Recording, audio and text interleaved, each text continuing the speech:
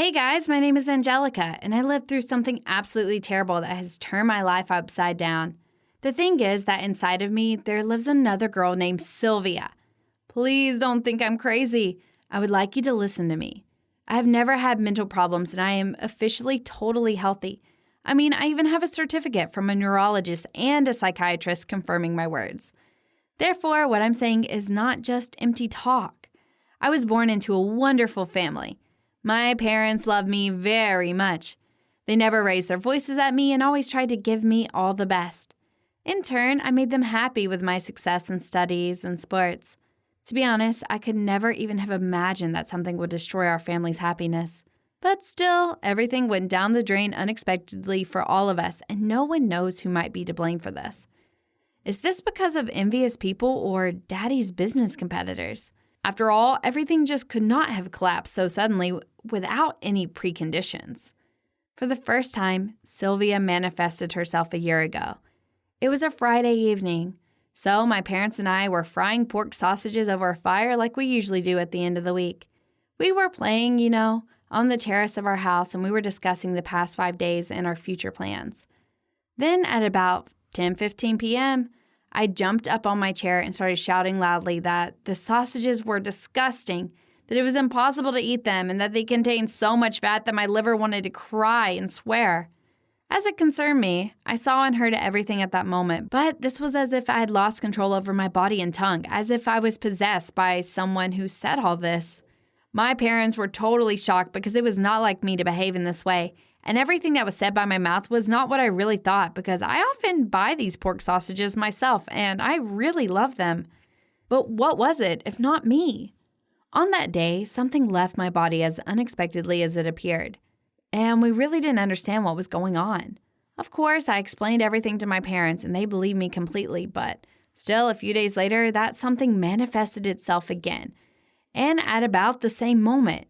But this time it was already less aggressive and began to ask Dad why he had his hair cut exactly the way such a hairstyle highlighted his age, which had ceased to be his dignity long ago. Damn, what a shame. Hey, you shut up immediately. What are you saying? I shouted, trying to do my best to hold my power over my body, and then apologized and said that I didn't mean to offend anyone. I was just expressing my opinion. While my parents were shocked, I decided to continue the dialogue with my inner guest. It said that it was a girl named Sylvia and that she did not know how she had got here. And she was also not very happy to be my neighbor. But at that moment, she did not understand how to leave my body, so she had to stay. What a twist!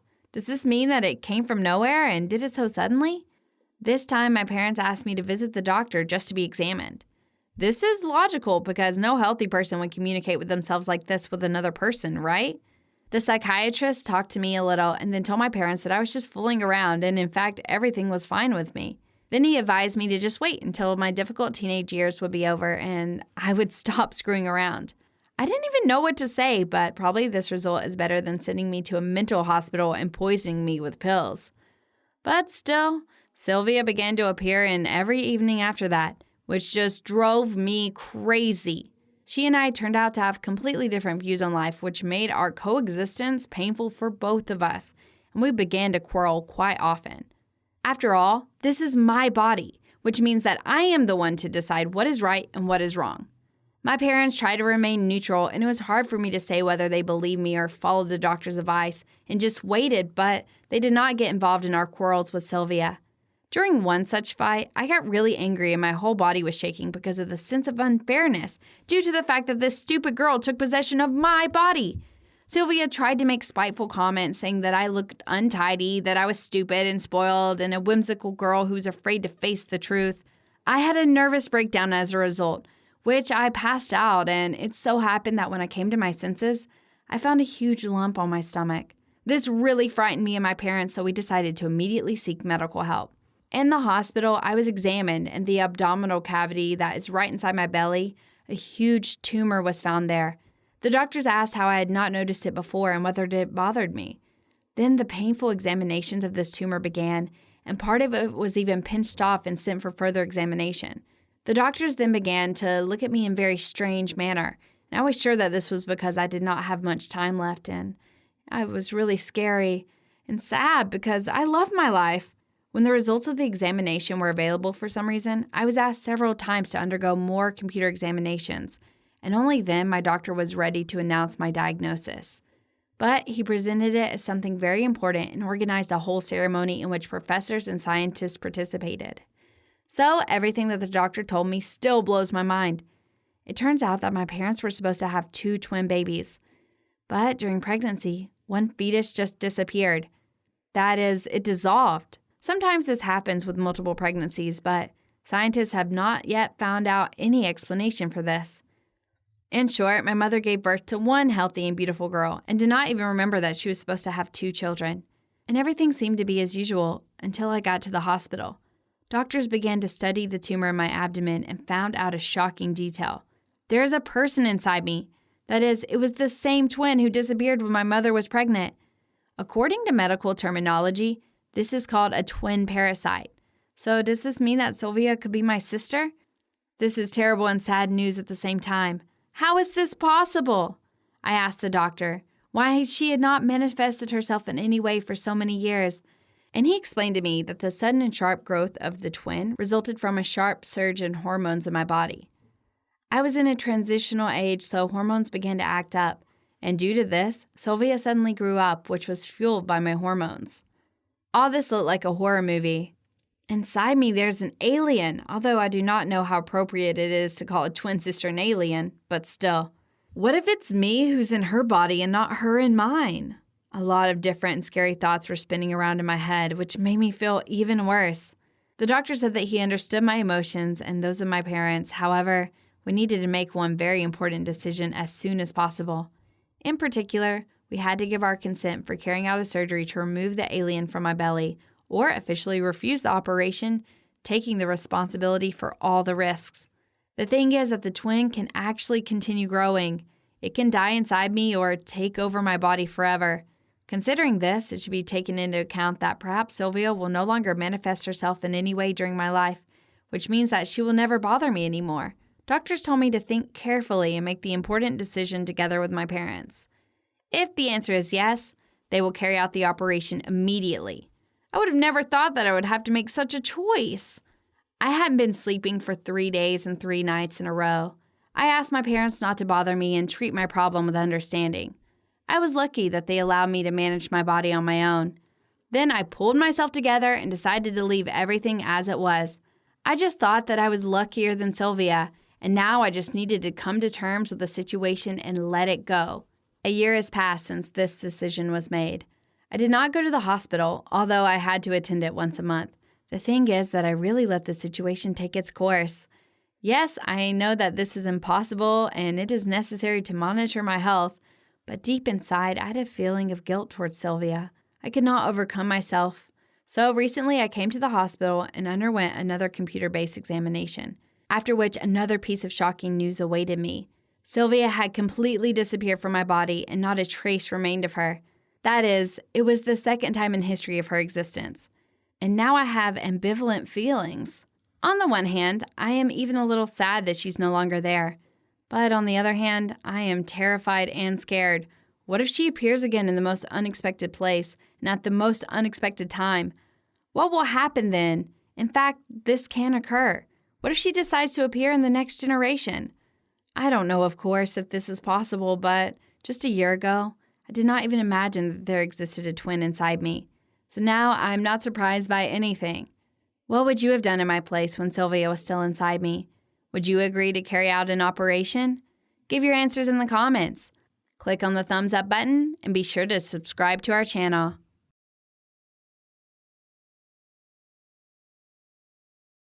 Hello, everyone. I'm Isabella. During the first 10 years of my life, a hospital ward was my home. You probably think that this is because of some kind of illness, but that's not completely true. Or rather, that's not true at all. Now I will tell you my story. I was born into a wealthy family. During my mom's university years, she won a large sum on the lottery, and my dad owns a restaurant chain operating all over the country, so he has business trips quite often. Mom says that when she was a poor student, she was very wary of the courtship of my dad as she wanted to find a life partner who would correspond to her social status. But after winning in the lottery, she seemed to have gotten the wings and realized that my dad and she were a perfect match. I was born ahead of time, so Dad could not be present during labor. When I was brought to my mom for the first time, she immediately began to complain to the doctors about my cough, breathing difficulties, heart palpitations, and activity. Doctors tried to explain that everything mentioned by my mom was a variant of the norm for a newborn, but she stood her ground. Then the hospital workers conducted additional examinations, and after that, assured her that everything was in order. Later, Mom called Dad and told him about it. He had just arrived in the city and immediately arranged for her transfer to another hospital. Necessary tests and examinations were conducted once again, showing that I was completely healthy. Dad was next to my mom all this time, and he also did not notice the symptoms of any disease. Mom accused him of conspiring with the hospital and demanded to leave us under medical supervision for some time, for her peace of mind. When Dad went on another business trip, Mom immediately called him and again complained that I had problems with health. Then Dad's patience ran out, and he decided to speak with the head physician in person. He said that perhaps this was some unknown disease and agreed to continue supervising me. Mom was allowed to go home and recover from stress.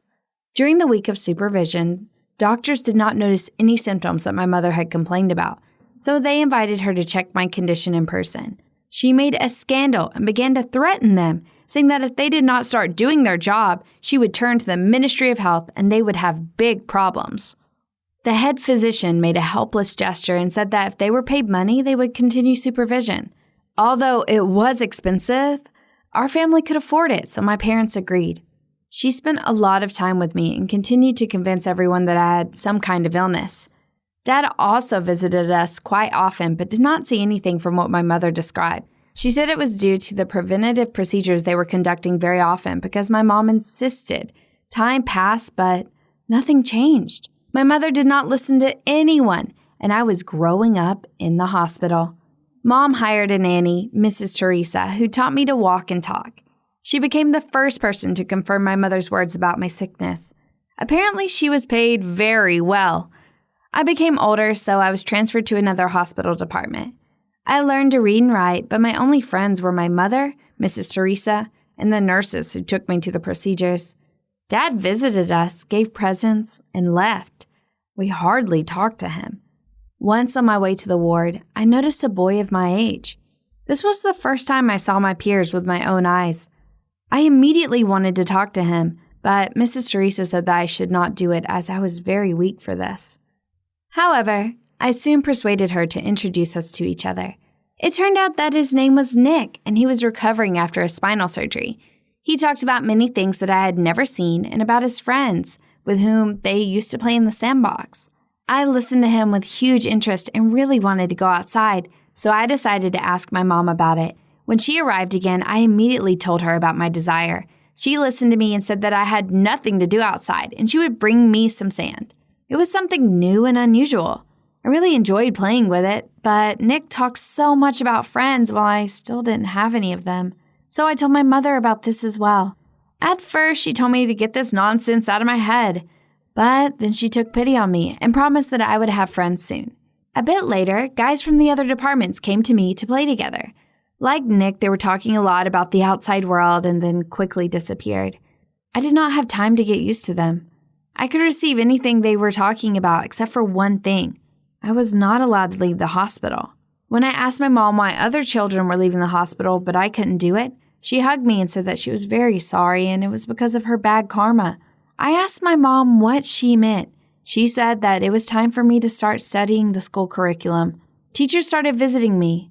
I began to read books and learn more about the world around me. Freedom began to attract me much more, and I decided to talk to my mom again. This time, she said that my health was in great danger, and only thanks to medical procedures and doctor supervisions, I felt good, but as soon as I left the hospital, I would be very bad. I would get really sick, and then the doctors would no longer be able to help me. That's why, for the sake of maintaining my health, I should stay in the hospital. Later, my mom said that once she came to a fortune teller who told her that she would soon reap a big profit, and in the future she would have to deal with a serious illness of her child. Mom did not want to believe her, but then she hit the jackpot in the lottery and realized that the predictions of the fortune teller were true. At that moment, she was most afraid of the fact that her daughter would get sick and she would have to suffer. Meanwhile, my brother was born. He was named George. Mom and Dad began to visit me less often. They were afraid of introducing him to me in person, but showed me his photos. I was so upset that they considered me to be some kind of leper, and I couldn't even meet my brother. So I told my parents that I did not want to see them anymore. It was no longer interesting for me to get acquainted with the children in the hospital who would disappear in just a few days anyway. However, I subscribed to some bloggers on the internet. Yes, they did not know me, but I knew them, and it was very interesting for me to follow them. For my 10th birthday, Dad invited my favorite blogger, and it was incredible. I already thought that my parents didn't care about me, but somehow they found out what I was fond of, which meant that I was still important to them. In short, I decided to thank them in person. I invited them and began to apologize for having been rude to them before. I said that I had been wrong, but I still didn't understand why it was me who became the victim of my mother's karma. Daddy looked perplexed. He demanded an explanation of what the karma story was all about because he did not know anything about it. Mom was at a loss. She only looked at me and then at Dad with fear in her eyes. In the end, I decided to tell everything myself. Then Dad became furious. He began to scream at Mom and asked why she hadn't told anything. And then he confessed that winning the lottery wasn't really a matter of luck. At the time when Mom and Dad were dating, he proposed to her, but Mom was afraid to accept him since he was very rich and she was an ordinary student from the province. Dad continued paying to court her anyway. So once she showed him a lottery ticket and joked that if she won, that she would agree to marry him. He took this as an opportunity to finally marry my mom and secretly gave money to the lottery organizers for them to present it to my mom under the guise of a jackpot. After receiving the money, Mom really married my dad. But after that, she began to wait in horror for the moment when the second part of the fortune teller's prophecy would come true. As soon as my mother became pregnant with me, she became very suspicious and restless. Everyone was shocked. It turns out that I spent 10 years in the hospital because my parents were hiding something from each other and because of stupid prophecies on some crazy old woman. All in all, I was finally taken home when I met my younger brother and I could not stop admiring the world around me. I didn't even think that everything would be so beautiful and interesting. But a couple of days after the discharge, I got sick. Was the fortune teller really right? Most of all, I was afraid to become a prisoner of the hospital again. When my parents took me to the doctors to find out what was going on with me, they explained that due to prolonged exposure in sterile conditions, my immunity was weakened and I needed to observe a gentle regimen. Though I was not completely free, I was very glad to finally get out of the hospital. After a few years, I still observe some precautions, but at the same time, I go to regular school and engage in sports activities. I also really like to play with my brother, and together with him, learn about the world around us. My parents still feel that they owe me an apology, but I've already forgiven them. I just ask them not to hide anything from each other again. Sometimes I think that if it were not for those 10 years spent in isolation, then I would not appreciate this. Life would not notice simple things that are indeed wonderful and what simple things make you happy. Tell us about the things that make you happy in the comments. Click the thumbs up button and subscribe to our channel so as not to miss new stories.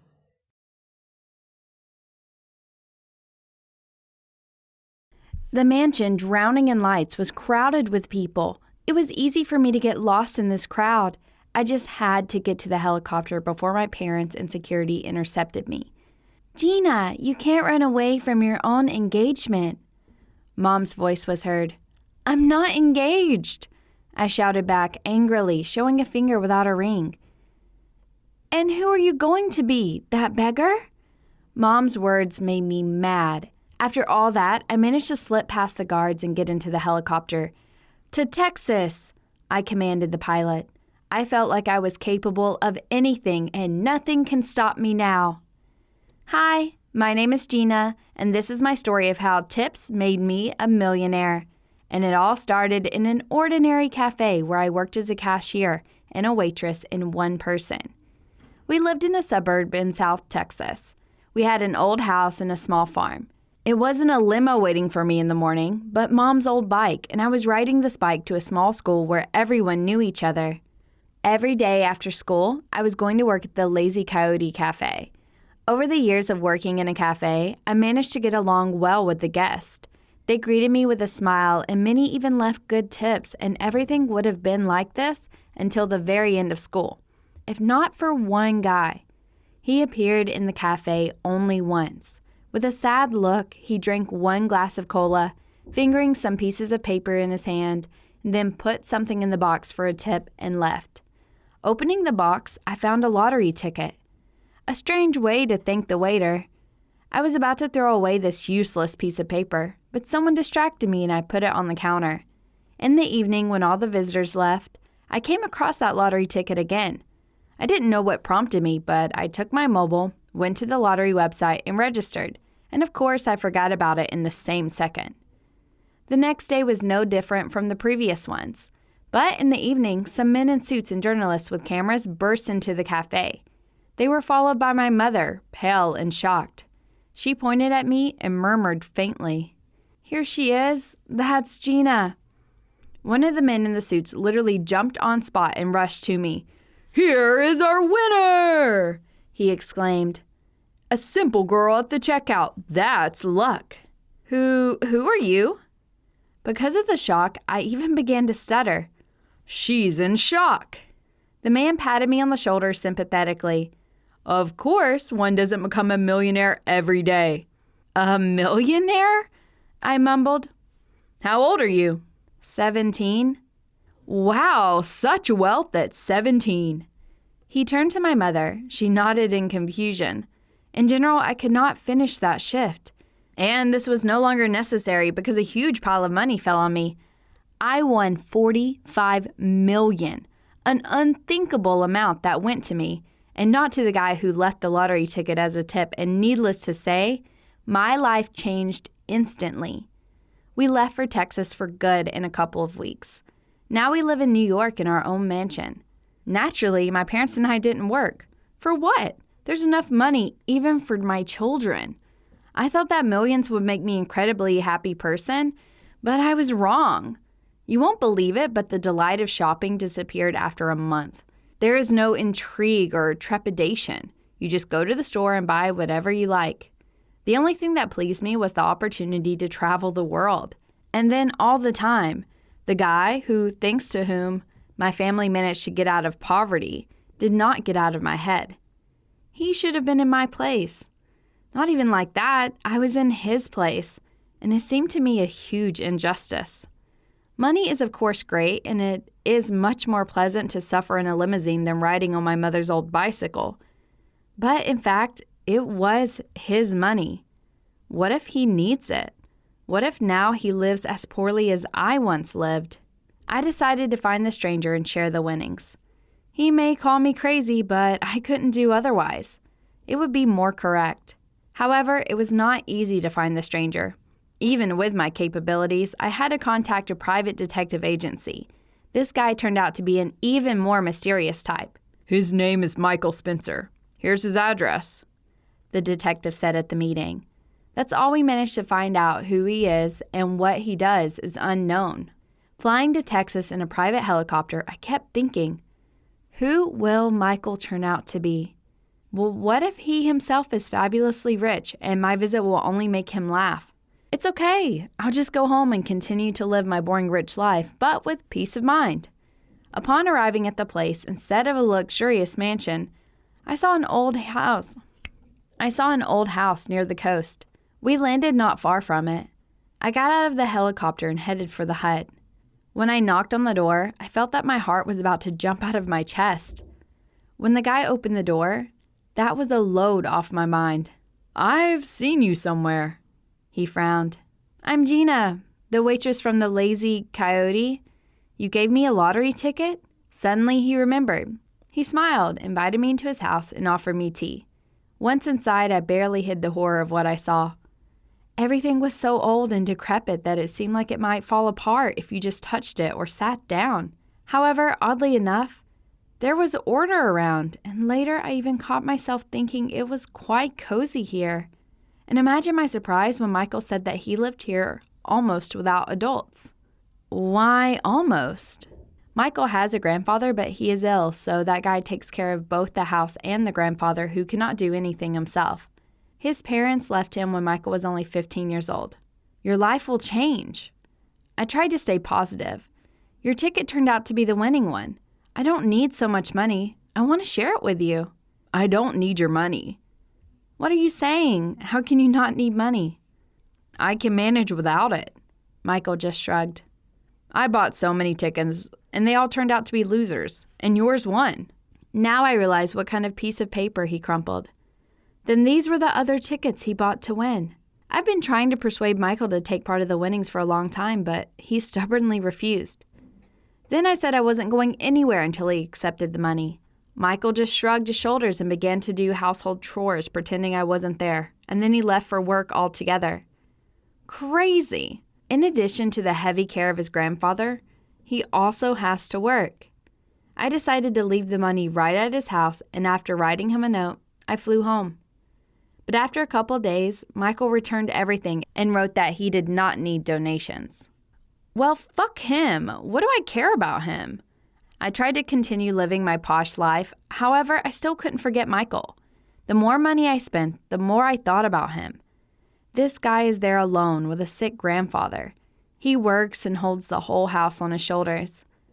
I had to spend a considerable amount to get Michael's contacts because he doesn't even have social networks. I texted him and said I just wanted to know how he was doing. And a simple question suddenly became the beginning of close communication. We talked for days and nights. We discussed books, music, and TV series. Michael turned out to be such a nice and interesting guy. Communication with him caused an inexplicable thrill inside me. And meanwhile, my family plunged headlong into a rich life. My parents changed their social circle very quickly. The only salvation at social events was correspondence with Michael. I noticed that he makes a lot of mistakes. Just as a joke, I pointed this out, and Michael's answer astonished me. He doesn't go to school. To survive, he has to work hard, and there is simply no time for study. Then I began to send him money, but Michael returned it, and then said that he would stop communicating with me if I continued to impose help on him. And such stupid stubbornness infuriated me terribly. I decided to go to him again. Michael made me feel welcome and said that I could stay with him for a couple days, but immediately clarified that he would not accept the money. Then I went the other way. When he returned from work, he saw that all the kitchen cabinets and the refrigerator were filled with food. I ordered the best groceries and also medicine for his grandfather. Michael couldn't take it and throw it away, and that made him angry. "I told you I don't need help. I don't even have anything to repay you with." "But I don't need payment." "Nothing happens for nothing," Michael said seriously. "You're wrong." "You wouldn't understand. I live alone and I've learned to read people like a book. You need to be able to achieve everything yourself to survive." Michael's words startled me. I felt so sorry for him that I cried into my pillow all night. Michael is not being mean. It's just a defensive reaction.